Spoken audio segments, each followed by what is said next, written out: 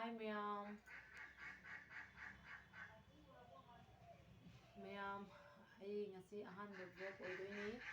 Aise dum intro tawbagi oina vlog se semjabani. Aigi mingna Bobita Kauri, aigi yumnakna Haroksamni. Aise Kasar Lamagam dagini. Aina yum sarkarta aigi mingse Bobi Haroksamai thamjabani.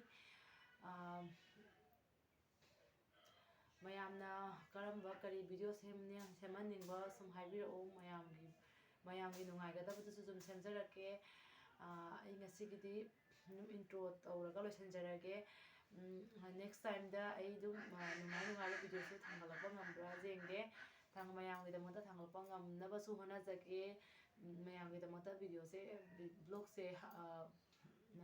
se hangzarabanina ado mayamna nungsibiduna like amasu subscribe tawbiramu share su tawbiramu ado aigise ngasise ahanba oibanina kari haigadaba kari hairodaba ai kayum khangde ado